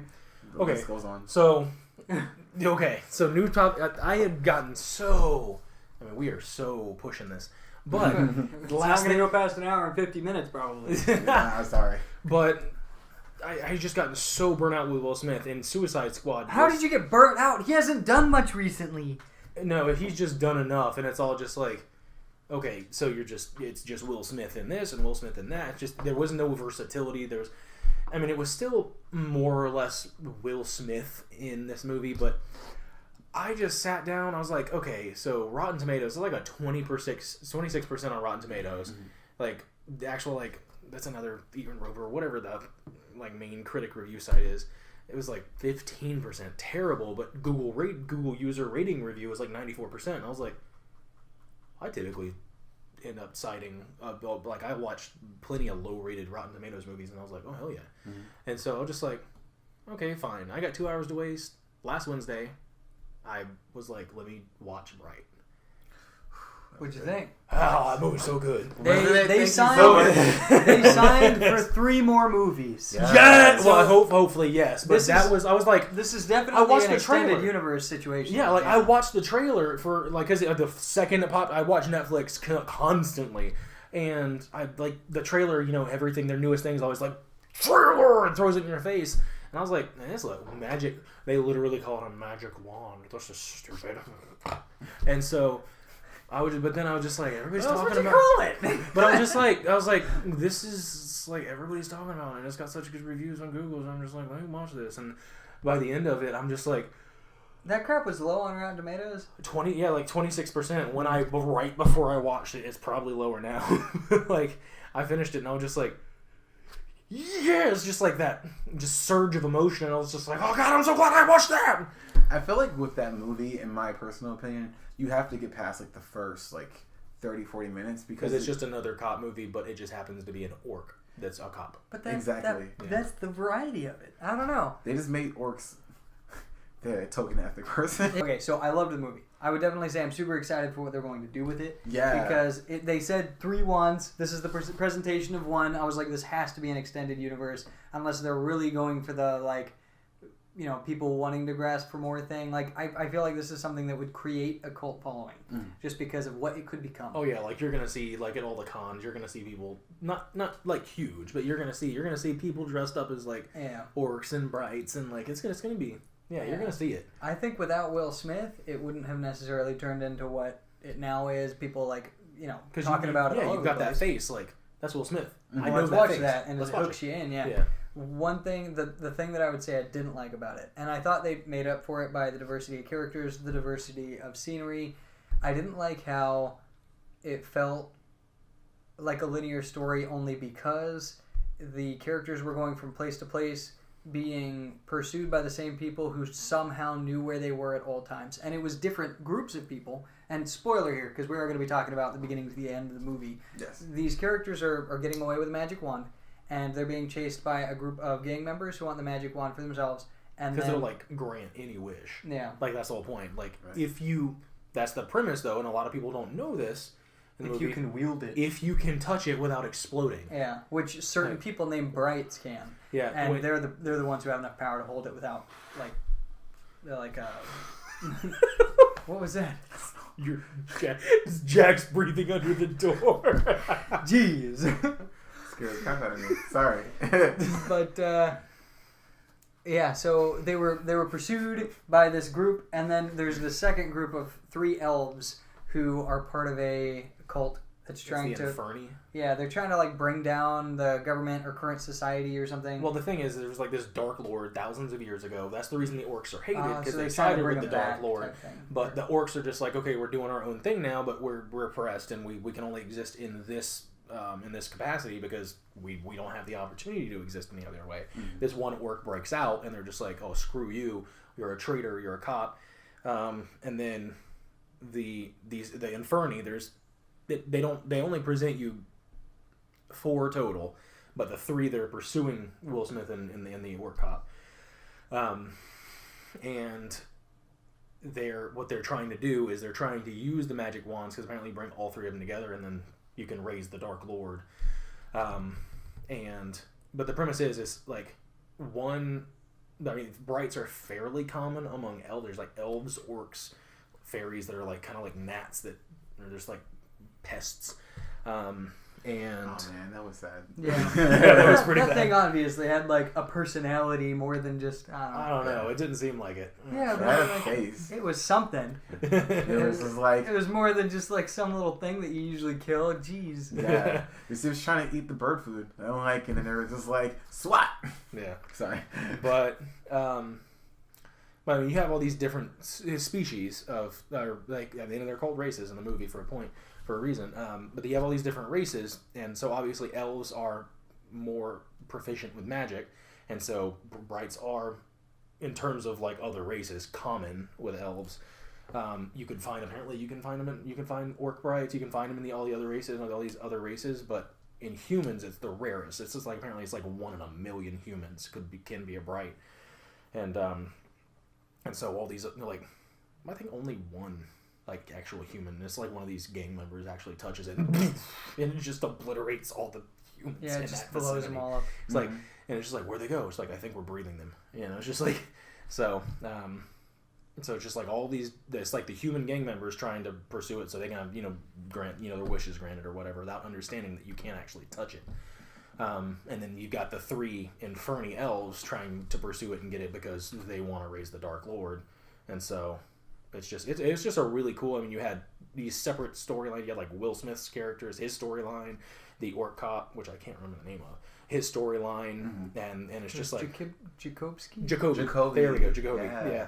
So yeah, you've got Ward was Will Smith's character's last name because the other officers still go by last names. You got Ward, Jacoby, and then some other police officers scattered in. Some faces you recognize from like smaller things, and then you just it was just good. I don't want to talk for too long about it, but it was just good. I like the way that it was the same concept as like the Marvel movies. Like they could have like it's a fairly dark story if you really break it down and you were to go into a little more detail.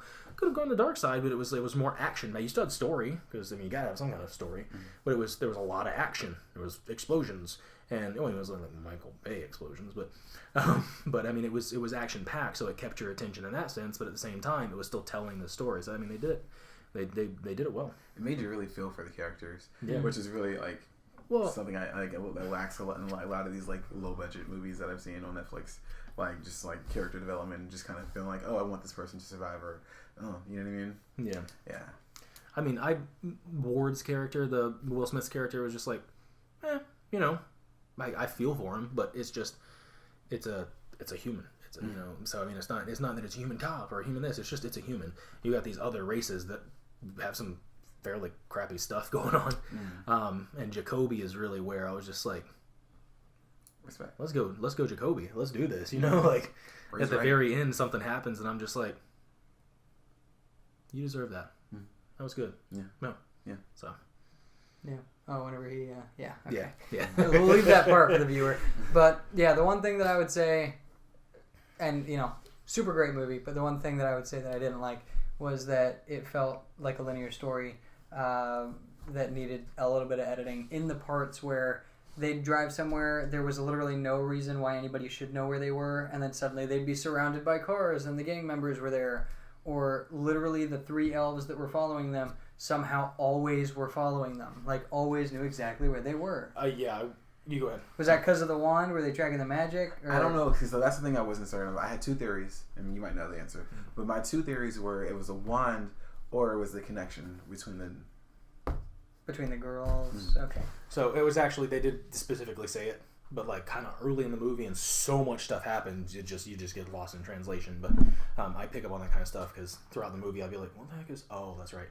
But Because they didn't did it seem specifically weird without like that perspective. They were always there. at one point they're just driving in the police SUV, and just boom, they hit like this invisible wall, and it's just like, what the frick just happened?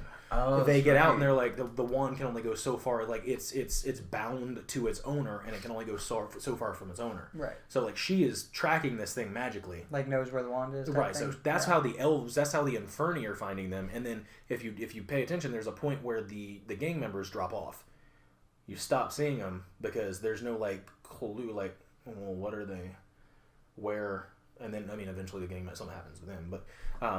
There's a point where it drops off, but then they show back up because, actually no, they follow them to a certain point just because they're on foot.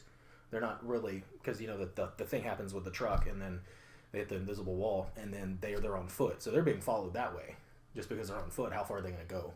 And leaving like a trail of blood, but eventually something that happens with gang members where they're not going to follow they're not following anyone, and the Inferni, it's all like Will Smith, Jacoby, and this other elf chick, and then the Inferni, and it's just like the Inferni just chasing after him, and it's just, and it does mention it, hints it very subtly, and it specifically says it, but it's just like it's over, it's said and it's done, and so I mean it's just, it makes sense why like they're being followed around like that. And then the one other thing was some severe main character syndrome, which is the way that I like to describe. I don't know, is that an actual term? Main character syndrome? It's basically whenever a character, like everybody around them, just gets, they just get straight up shot, but for some reason all the bad guys have really bad aim when aiming at these specific people, and everybody around them could get mowed down. But it's like, well, the the main characters aren't going to get shot. It felt like that specifically, even in the situation of a fist fight, like. The main Inferni chick, she takes out an entire club, and then as she's walking out the door, fully armed SWAT team of like 7 to 10 guys who have machine guns and fully armored outfits, and they are not even trying to shoot her as she does flips and cuts their heads and stuff, and then later she loses in a fist fight with Will Smith, who literally has nothing extraordinary about him. It's just like, so I would now like to see Will Smith versus this unit of 10 SWAT men, because he apparently can take them out more handily than she did. I mean, with his fist fighting. Those other people, and not like it was nothing. So he what? He. Oh yeah, but I mean, fist fight level. This chick's flipping Matrix crap, and then he's winning in a street brawl, and it felt like suddenly there was a sudden drop off of like these characters suddenly aren't good when they're in the vicinity of these characters, and there was no reason for it. The whole fight at the gas station where they managed to incapacitate 2 of them, of the 3. Well, I mean, that kind of made sense just because, like, they were using their environment and they were trying to get around, and then, you know what I mean? It wasn't like they were throwing hands or whatever. Yeah. They were just kind of hopping through. But the characters were so adept before that, and then suddenly it became clumsy. They just rolled ones. Yeah, that's right. There's nothing. There's and, no and way to say it. And then the good guys. The were DM was 20s. just like, you rolled a 1, so I'm gonna have to say that you die. All it takes is like one slip up, you know what I mean, and a fight, and then it's done. Well, so, I would definitely say it definitely didn't ruin my perspective of the whole movie. Yeah. But it seemed like some glaring plot holes that they never really corked up in final production. Mm-hmm. Where it's just like, why is he beating her in a fist fight? She just took out all these other people that are way better than, or more powerful than him by default, just because there's groups of them. Mm. It just seemed a little weighted. It is a little. I like that feeling though, because without them building up like their fighting prowess, when they came up against those guys, you had this sense of hopelessness. You know what I mean? You're like, oh, they're not gonna make it. You know what I mean? Like, oh, this is it. This is the end of the line. And then they actually pull through with their like thought process and ingenuity. And I thought it was pretty interesting. I mean, it could have been handled better. I thought it was pretty interesting. Maybe to like avoid a direct conflict, because the thing is, like, if they overcame it with like a good plan, or he ended up using the wand to do it, but like straight up fist fight winning, it was just like it would be good if it was like a sense of hopelessness is true. If they were just really strong, but just never confront them directly so that it doesn't suddenly reveal this big, like. So, just real quick, just if you don't want to know how this movie ends, just pause, stop listening. So but don't pause it, skip it. Otherwise, skip it, whatever. Otherwise, you're gonna start it back up and you're gonna hear it anyway. Anyway, so if you remember, he actually does finish her off with. Right. Well, a character, I've already revealed, but a character actually finishes her off. We already gave you the spoiler warning. Yeah, so like a character, he actually does end up finishing her off with the wand. Like he's like Mufasa hanging on by his like claws, and Scar's like, "Oh, long live the king!" But he just like pulls out a wand and blasts Scar. So I was just like, that's the thing. But what I wanted to say, the last thing I rather say about the movie is the coolest. I think the coolest scene. I was just like, "Ugh, that's really cool."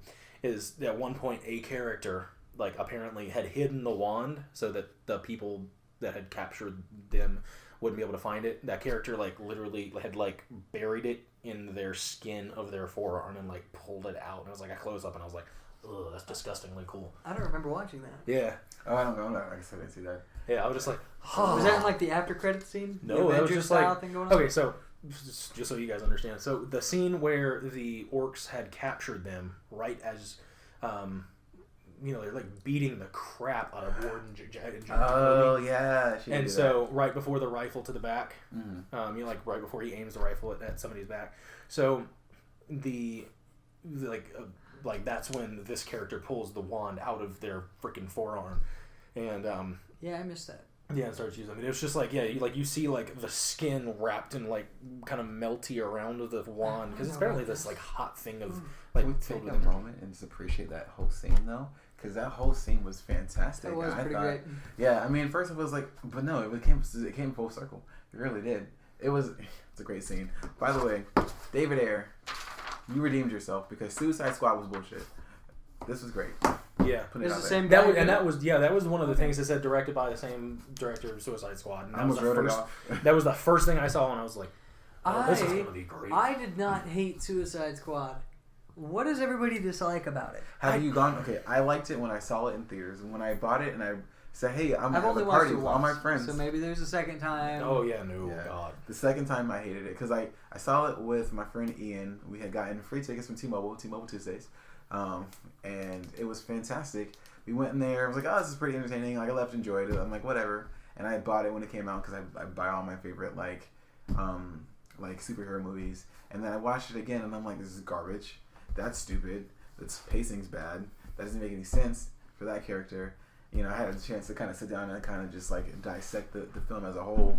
And the best parts of the movie were the parts where Batman shows up in the beginning for like 2 seconds, and I'm just like, cool. Was it Ben Affleck or was he in a suit? It was Ben Affleck. Yeah, in a suit. I thought I remembered a face cover suit where they could be like, this could really be anybody, so we couldn't have to pay Ben Affleck. It was definitely him. But I mean, and people can hate me all they want. I do like Ben Affleck as Batman. I love him. Me too. I think it's the best choice we've had ever. In the one scene, the one part of Batman vs Superman, I was just like, hell yeah! Is when he did that little Bruce Wayne smirk. I was like, now that's Bruce Wayne.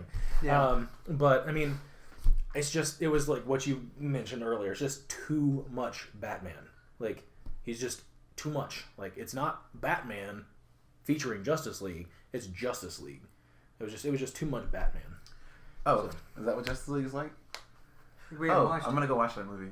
Yeah. I'm gonna watch show the tattoo. Where is it? And Corey is a great fan of Batman. Biggest fan. Big fan. I mean, more Batman, please. Thank you. I'll watch it. That Batsuit is the best Batsuit they've ever made, in my opinion. Yeah. And they said it's the first one that they got the same thickness, but you can still turn and like move your neck around, which was cool. I like all nerdy things. And that's the thing too. I really loved about Batman vs Superman is just like the two scenes where you really see Ben Affleck as Batman brawl. I was like, holy crap! That's what Batman would do. He'd be like this dude that lurks in the shadows and then pummels you with one hit. Yeah, instead of all like that ballerina crap, I really like the whole like heavy stepped he flips over somebody, but he like lays you out in one punch. I like he grabs you by the neck and slams you down and shatters this like crate that you land on. He kicks you through a wall. I mean, it was very Arkham City video game Batman pummeling people to within an inch of their life, and he only hits them once. Like yeah. Because that whole scene when he was first introduced in that movie, like the cops come in, they're like, "Where are they?" And the girls are like closing the gate, like, "We ain't coming out." They're upstairs. So then he go upstairs, and like the guy's in the corner, just like covering this brand that he has, and then they turn around, and you see like this figure with the camera, and then it's Batman. He just kind of swoops through, and you're like, "Oh my fucking god, that was terrifying." I was terrified for half a second. I was like, "What?" That's Batman. I almost screamed in the theater, but I didn't because I have self-control. That kind of scream? Nice little shriek, yeah, just like that. There we go. I know what you mean. Yes. But yeah. I just can't wait for the Booster Gold So movie. I would say this. Definitely, we should definitely do a more dedicated Justice League, like strict Justice League. We gotta all watch it. Yeah. I've seen Whenever it. it comes out. Would you watch it again with us? Yeah, I'd watch it again. I'll watch anything with Flash in it more than once. Yeah. Even if it. Oh god, we'll talk more about it after they. What was the one we were just talking about reviewing? Train to Busan. Yeah. We're doing a dedicated episode of Train to Busan. We don't have enough time to watch it tonight, but... Yeah, this has already been like an hour and a half long. Oh. Yeah, so. Well, do you think that we've talked enough? Anything else that you guys got? I think everybody watching is like, they've talked enough. They've talked enough. We've talked enough. All right, well, thank you very much for watching this episode of the SuperWet Podcast. Dan was sick. That's why he's here. He's not dead. He's going to be back later. Yes. Probably not in the Train to Busan episode because he hates horror movies, which makes our friendship dwindle a little bit more. But we'll do a whole episode on that. Might not even be a podcast. Maybe just a review episode on the side. Yeah. But yeah, we'll see. A kind of wet podcast. The moist podcast. Super moist. Super damp podcast. Yeah. Not a good enough reason to use the word moist. Well, thank you very much for watching. We'll check you out in the next one. Goodbye. Bye. Rate, comment, subscribe. Yeah. That's right. Oh.